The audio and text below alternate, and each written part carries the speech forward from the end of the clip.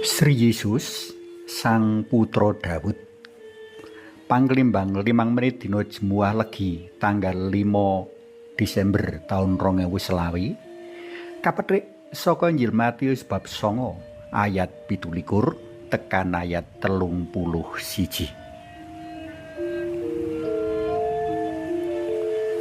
Jeneng, tenger, asma, uga gelar lumrahe katumandukake marang sawijining pawongan kanthi ngemu karep, pepinginan, makna sarta pangarep-arep tartamtu. Kepara jeneng bisa dadi gegambaran pribadi kang ngrasuk jeneng kasebut. Saderma conto, sawijining bocah dijenengi Bardi, amrih tembe rikala diwasa dadi manungsa kang sabar ngupadi. Sabar ngupadi tegese wulet ing kupiya, adoh ing klukru, gedhe mring keyakinan bab ginayu tujuan, saengga maujud ana kahanan sengkut lan gregut ing tandang gawi. Wong buta loro kang kasarasake dening Gusti Yesus ing waosan dina iki padha nyebut Gusti Yesus minangka Sang Putra Daud. Marang Sang Putra Daud iki, wong buta sakloron padha njanggolake pangarep-arepe amrih bisa melek kanthi panyuwunan.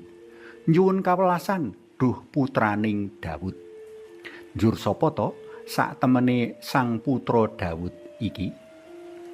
Tembung Putra Daud ndumuk marang sawijining paraga kang kajanjekake dening Gusti Allah marang Raja Daud.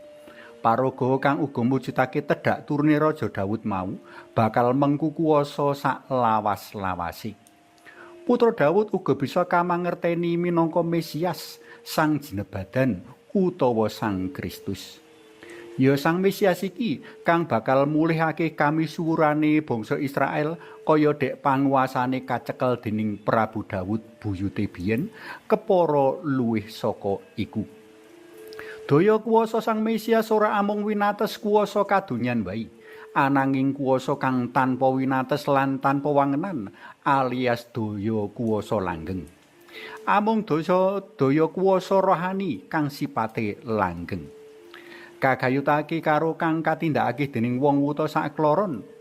Kuwasa rohani kang sipate langgeng ngakoni Gusti Yesus minangka Putra Daud ateges ngakoni menawa panjenengane mujudake raja kang kajanjekake, kang kerajane ora ana pungkase lan kagungan daya kuwasa ilahi. Pranyata nadyan wuta sacara tata lair, nanging wong wuta loro iki ora wuta batine. Batine titis niteni tondo-tondo rawuhe Sang Mesias kang mangraga utawa manjalma ana diri Gusti Yesus. Nadyan ora sumurup wong wuta sakloron krungu apa kang katindakake Gusti Yesus. Panjenengane rawuh ngasta kabecikan, ngayomi kabeh manungsa mligine kang saking lan miskin lan sak piturute. Awit kayakanane mau wong sakloron ngrasakake berkah kamesiasan dalem saras saka wutani. Sing ora kalah nggumunake yaiku wong wuta sakloron ora meneng sawise ngrasakake berkahing Mesias. Sewalike wong wuta kang kasarasake mau padha bungah-bungah martakake kabecikan dalem Allah. Para tresna pelem kinasih, mangsa Advent mujudake mangsa panyeranti rawuh dalem Sang Kristus ya Sang Mesias. Awit saka banget becik lan luhuring pribadi Mesias kaya kang wis dialami dening wong wuta sakloron, prayoga katuhake ing diri kita rasa pangarep-arep kang kandel lan greget. Amung kanthi cara mengkono kita bisa mahargya rawuh dalem kanthi mirunggan. Suwawi sami munjuk kunjung asma dalem Yang Rama so Yang Putra Tuwin Yang Roh Suci. Amin. Sri Yesus Putra Daud mugi nyarasna manah kawula ingkang wuta mring panandang lan kasangsayanipun sesami, amrih sesami ugi saged ngraosaken kabingahan rikala panjenengan dalem rawuh tembe. Mugi linurna Yang Rama Yang Putra Tuwin Yang Roh Suci kados sing mula buka sakmenika sarta ing saklami-laminipun. Amin. Kunjung asma dalem Yang Rama so Yang Putra Tuwin Yang Roh Suci. Amin.